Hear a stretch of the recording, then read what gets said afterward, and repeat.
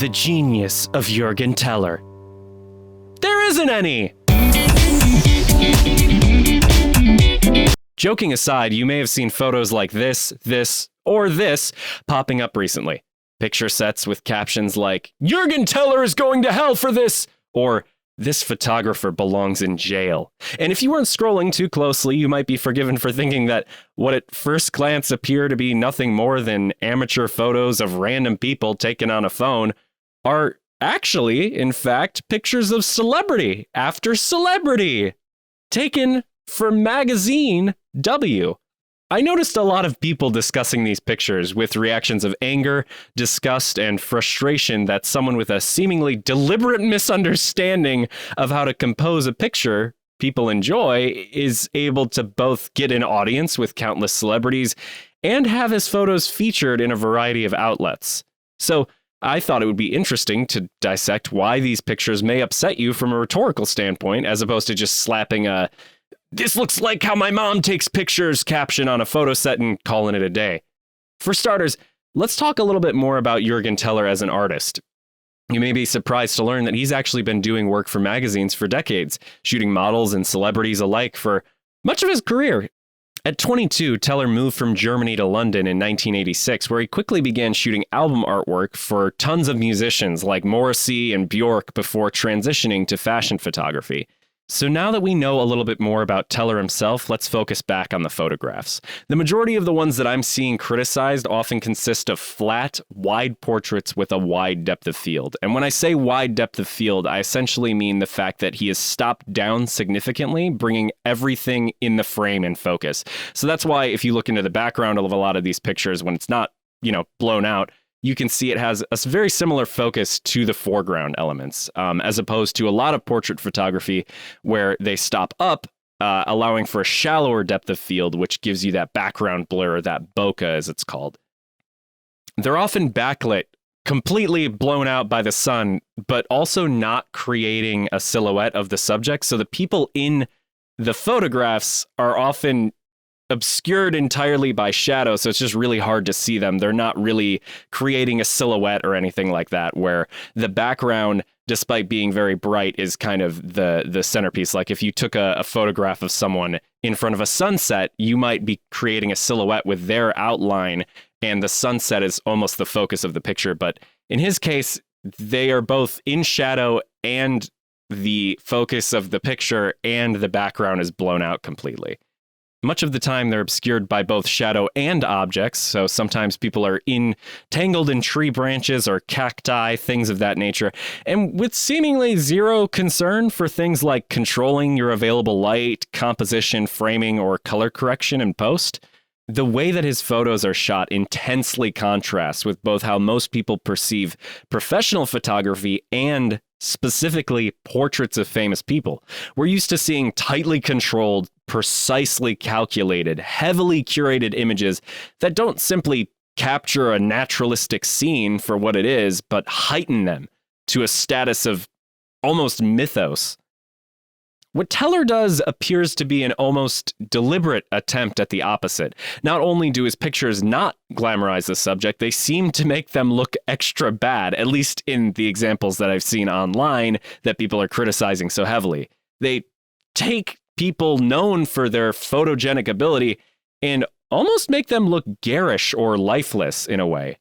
This, however, is not necessarily a problem in and of itself. Many artists deliberately choose to add a sense of grime or ugliness to their work for rhetorical purpose. I've done it before, lots of people do it before, and it's not uncommon in portrait photography specifically. But where Teller differs, for me anyway, is twofold. Number one is the intentionality. And number two are the elements that he's choosing to emphasize. To start, the reason I used the word almost earlier is that his photos feel less like someone making a specific artistic choice and more someone just shooting really quickly. And that comes across in the final photos, manifesting in the elements that are displaced. To me, that's partially because of a lack of much rhetorical justification on display, other than just celebrities shouldn't be photographed like normal people. They should be photographed worse than normal people. But if that's true, then it would make much more sense to include other more grungy-inducing elements and be much more specific about how you distort the image. If his goal is to purposefully make celebrities not look good, then things like intense close-ups, extreme contrast, high saturation, and clarity can help with that.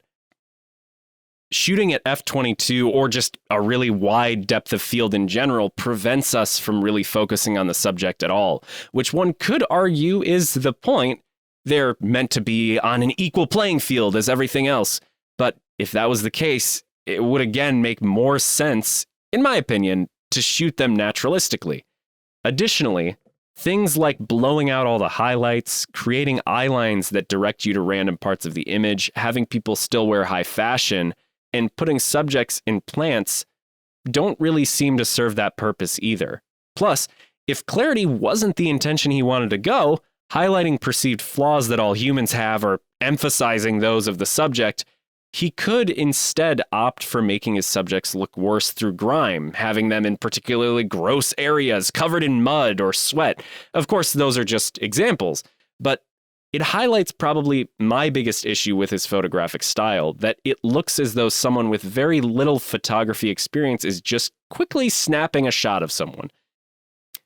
This, the second part, apparently, is actually true to some degree. According to people that he's worked with, sometimes it legitimately appears that Teller literally only takes 1 or 2 pictures, the ones that we see, with 0 outtakes, spending only seconds per image, where most photographers, even if they only had a few minutes with a famous celebrity, would hone in on that image further. And as a result, things like his completely in focus, blown out backgrounds and subjects completely in shadow or seemingly 0 color correction make more sense, or would if he wasn't a professional photographer with years of experience. I think another major issue for his style for me personally is not that it's ugly or appears as though it could have been taken by anyone. It's not even the more technical elements I described earlier, because in reality, there's tons of great photographers who can get away with breaking the rules of the medium. For me, it's that he doesn't push any one of these decisions far enough for it to feel intentional. Each one appears as a half measure, something that just happened, and he didn't feel like taking another exposure. As opposed to meticulously crafting an image meant to be ugly or pushing that heightened element to a degree of specificity, Teller's work falls just short of that and lands in an uncanny valley all on its own. Too non-standard to appear professional, but not ugly enough to appear artistic? As a result, it feels like any rando could have taken his pictures. At least with his on-the-street portrait photography that I've seen so many people criticize. Juergen also does more controlled on-set fashion photography type work, and that I enjoy a lot more. It seems like the deliberate lighting and ability to incorporate other designs leads to more interesting photos, if not for their composition, at least for what's going on in them. And the other elements present in the work you might be more familiar with aren't as prominent here. Additionally, I think his collaborative exhibition, The Quick and the Dead, with painter Maggie Hambling is really compelling, at least what I can see of it that's online. Honestly, if you troll through some of his back catalog, he's done really interesting projects, especially with regard to nudity, like shooting model Malgosia naked on Sigmund Freud's infamous couch. I've also seen some people say that he's simply still being employed because he's been around for so long, and I don't know if that's necessarily true. It's entirely possible that the people running W actually love his style, and the celebrities who vouch for him do too. Maybe he's just super nice to work with. Well, he called his kids' Instagram videos stupid. All right, I'm back to thinking he's an out-of-touch guy who doesn't know his stuff. But then again, he's working for a large magazine, has had a decades-long career, works with tons of famous people, teaches students photography, and I'm just a nerd dissecting him on the internet. So who's the real winner here? And that kind of sums up my thoughts on the whole affair. Again, this video isn't really meant to be criticizing Teller as a person. I just thought it would be a fun way of sort of analyzing some of his work, because I've seen a lot of people talking about it, but not really any critical analysis. So I thought it would be kind of fun to make a quick video about that. It's not really my usual style, but hey, you know, thanks for watching it all the way through. That means a lot to me, especially because it's so different from what I normally do. What do you think of Teller's style? Is it subversive? Is it lomographic street photography inspired? Hyper creative work? Do you despise it? Do you enjoy it? I genuinely would love to hear your thoughts. I don't get a ton of comments, so I do read every single one, and I often reply to them. This isn't, again, the normal type of video that I do, but I thought I would try my hand at something different. So if you enjoy short films, please stick around. If you enjoy this type of content and want to see more of it, make sure to comment and let me know. But yeah, I'll see you in the next one.